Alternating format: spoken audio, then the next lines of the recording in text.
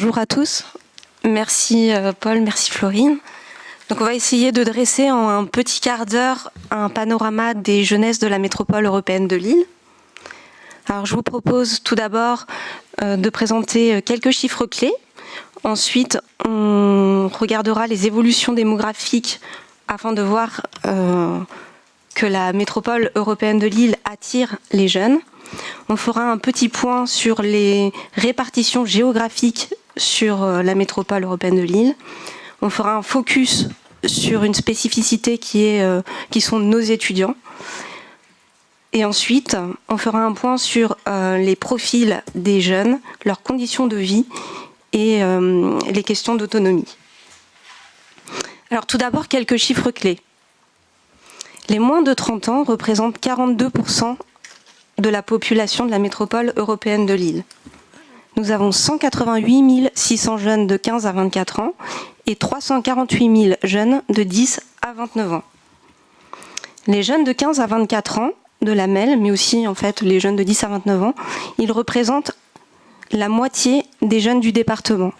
Ils représentent aussi presque un quart des jeunes de la région Hauts-de-France. Au niveau national, on est la 4e métropole de France en nombre de jeunes, après la métropole du Grand Paris, la métropole d'Aix-Marseille-Provence et la métropole de Lyon. On a une part de jeunes de 15 à 24 ans de 15,9%. On voit que c'est bien en deçà de certaines métropoles comme le Grand Nancy, Rennes, Dijon, Montpellier, Toulouse. Néanmoins, on a des parts de jeunes qui sont plus importants que les moyennes nationales qui sont à 12% et 12,7% pour la région. C'est assez similaire pour les 10-29 ans. On a 29,3% de jeunes sur la métropole qui ont entre 10 et 29 ans. C'est 24% pour la France et 25% pour la région. On a une population de jeunes qui est plus féminisée. Donc on a 51,1% des jeunes qui sont des femmes entre 15 et 24 ans. L'écart diminue pour les jeunes entre 10 et 29 ans. Et ça s'explique par le fait qu'on accueille une population étudiante plus féminine. Alors maintenant, quelques évolutions démographiques. On voit qu'entre 1968 et 1990, la population des jeunes augmente sur la métropole, qu'ensuite il y a une baisse entre 1990 et 2015 et un rebond ensuite en 2021. Ce regain peut s'expliquer par le fait qu'il y ait eu un pic des naissances en l'an 2000 et que cette génération a aujourd'hui entre 15 et 24 ans. Lorsqu'on regarde le solde des échanges migratoires selon l'âge et le sexe, on se rend compte que toutes les tranches d'âge perdent de la population, excepté les 15-19 ans et les 20-24 ans. Et là, encore une fois, on voit que pour les 15-19 ans, on accueille plus de femmes. Au niveau des arrivées, donc c'est assez semblable pour les tranches d'âge 15-24 et 10-29 ans. On a 40% d'arrivées régionales, 44% qui viennent de France hors la région Hauts-de-France et entre 16 et 18% de l'étranger. Alors passons maintenant à la répartition géographique de la jeunesse. Alors quand on regarde la carte de la métropole européenne de Lille, on s'aperçoit qu'il y a 4 communes, Lille, Roubaix, Tourcoing, Villeneuve-d'Ascq, qui comptabilisent plus de la moitié des jeunes sur la métropole européenne de Lille. Et on peut noter quand même le poids considérable de Lille, qui regroupe à elle seule un tiers des jeunes. Donc ces communes, c'est aussi celles qui ont la plus forte proportion de jeunes. Donc Lille, Villeneuve-d'Ascq, Los et Roubaix ont plus de 16% de jeunes de 15 à 24 ans. Lille, Villeneuve-d'Ascq, Los et Roubaix ont plus de 30% de jeunes de 10 à 29 ans. Ce sont aussi ces mêmes communes qui ont vu leur population de jeunes le plus augmenter ces 10 dernières années. Par exemple, Lille a gagné 4 307 jeunes, Roubaix 1 305, Los 814, Tourcoing 730 il y a juste Villeneuve-d'Ascq qui a perdu 869 jeunes, ainsi que d'autres communes comme Marcq, Mons, La Madeleine, Wattrelos. Néanmoins, il y a des hausses importantes de la part des jeunes dans plusieurs moyennes ou petites communes. On peut par exemple prendre l'exemple de Capinghem qui a gagné 66% de jeunes entre 15 et 24 ans.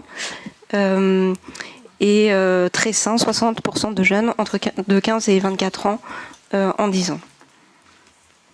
On a aussi des baisses importantes. C'est le cas de Escobec ou Bouvines qui ont perdu 82% ou 47%. Et d'autres communes également. Alors maintenant, un petit focus sur notre spécificité, donc les étudiants. Nous sommes la 3e métropole étudiante de France, après la métropole du Grand Paris et la métropole de Lyon. Donc on a 130 482 étudiants à leur entrée de 2022-2023. Un tiers était dans le privé, 2 tiers dans le public. Et on avait 4 communes qui concentraient 94% des formations, des étudiants en formation. Donc c'est Lille, Villeneuve-d'Ascq, Los et Roubaix. Attention, tous ces étudiants ne vivent pas sur la métropole européenne de Lille. Ils sont 20% à étudier sur la métropole, mais à résider notamment en région pour 75% et 25% en dehors de la région, notamment en région parisienne. Alors maintenant, nous allons étudier les différents profils de ces jeunes. Pour cela, nous avons eu accès à des données plutôt à l'échelle de l'arrondissement pour avoir des données assez fines. L'arrondissement, c'est 95 communes des communes de la Melle. Donc on a des profils très variés chez les jeunes et qui évoluent fortement entre 24 et 29 ans. Donc par exemple, entre 10 et 24 ans, on a près de 71% des jeunes qui sont soit en études et en activité. Et quand on passe le cap, en fait, 25-29 ans, il n'y en a plus que 10%. C'est la même chose donc pour l'emploi. Il n'y a que 16% des jeunes de 10 à 24 ans qui sont uniquement en emploi. Et on passe à 66% pour les jeunes de 25 à 29 ans. Alors, regardons un peu les NEET. Donc, les NEET, c'est les jeunes qui n'étaient ni en emploi, ni en études, ni en formation. Donc, en 2020, ils étaient 13% sur l'arrondissement de Lille, ce qui est à peu près équivalent aux proportions françaises et un peu, c'est des proportions un peu plus basses qu'en région. Par contre, au niveau du nombre de sortants précoces, on a un taux un peu plus élevé qu'en France. On est à 7,4%, c'est 6,9% en France. Attention, ce sont des chiffres avant Covid.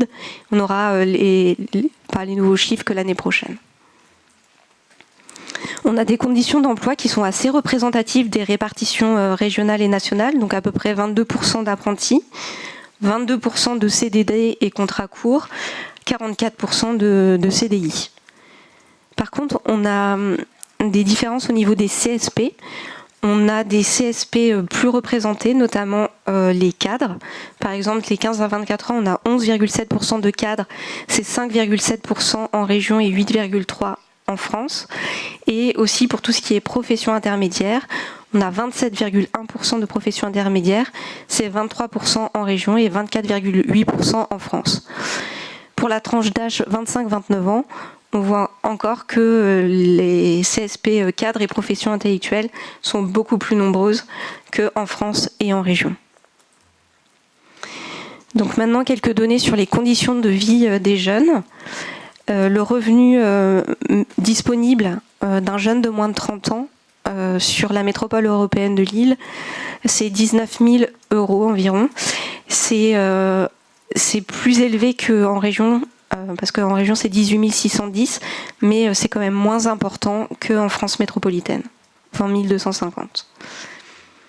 Et encore une fois, on peut regarder le taux de pauvreté qui est quand même beaucoup plus élevé sur la métropole, autour de 29,9%, donc presque 30%, alors que c'est 22,7% pour la France et 28,7% pour la région. On a aussi des communes avec des taux de pauvreté très élevés, comme les communes qui ont le plus de jeunes, Roubaix, Villeneuve d'Ascq, Lille, Los, Tourcoing, Mons. Donc maintenant, pour terminer, quelques données sur l'autonomie des jeunes. Donc ce qu'on peut retenir, c'est qu'à 21 ans sur l'arrondissement, il y a 50% des jeunes qui ont quitté leur domicile familial. Et on observe que plus on vieillit, plus on quitte le domicile familial, ce qui est assez logique. Par contre, il y a quand même des différences entre les hommes et les femmes. Il y a 45% des hommes de 15 à 29 ans qui sont des cohabitants, c'est 56% pour les femmes. Et il y a aussi des différences en fonction de l'accès à l'emploi. Donc on voit qu'entre 15 et 29 ans, il y a 36% des jeunes qui sont des cohabitants et qui sont en études. Ça passe à 60% lorsqu'ils sont à la fois en études et en activité. Et ça passe à 72% lorsque ils acquièrent un emploi. Enfin, concernant les NEETs, on est à 52% de NEETs qui sont des cohabitants. Alors, pour terminer, un point sur le statut d'occupation des jeunes autonomes. Donc là, on voit qu'il y a une forte proportion des 15-24 ans qui sont en meublé. Donc un quart des jeunes qui sont en location meublée.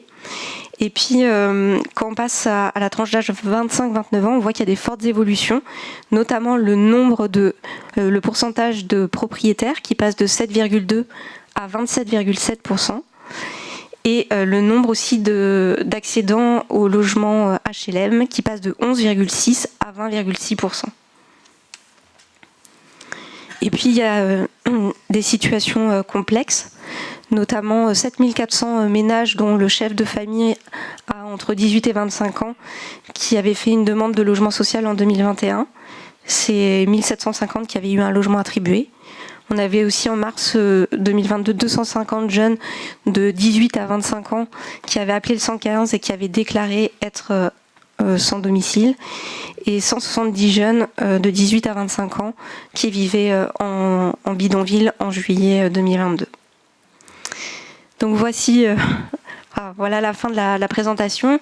L'ensemble de ces données seront rassemblées dans un mémo jeunesse, donc qui complétera la collection mémo qu'on réalise avec la métropole européenne de Lille, et tout cela sera disponible au premier trimestre 2025. Voilà. Merci Jeanne.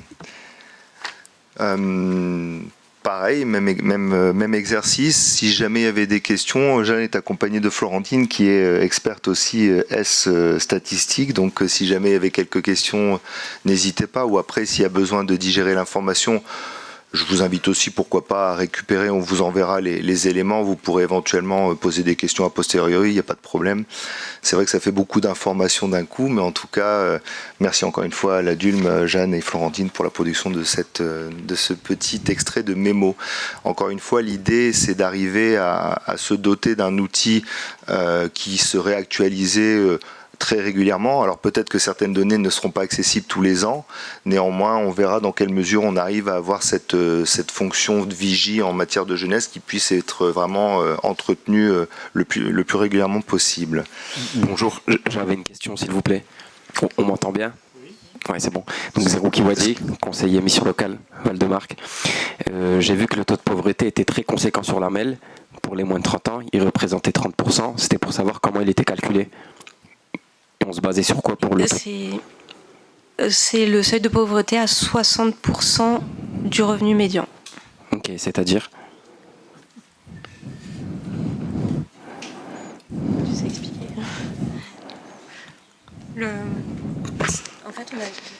Le revenu médian, c'est le seuil à lequel 50% des revenus sont plus élevés et 50% sont en dessous. Donc quand on prend 60%, on est à 60% de ce revenu-là.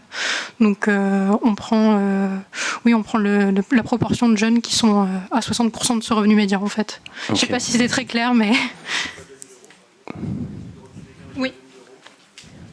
On peut donner un exemple concret, s'il vous plaît, merci. Si on prend le revenu médian à 2 000 euros, on prendrait 60% de 2 000 euros et puis on regarderait qui est en dessous de ce seuil en fait. Ok, merci.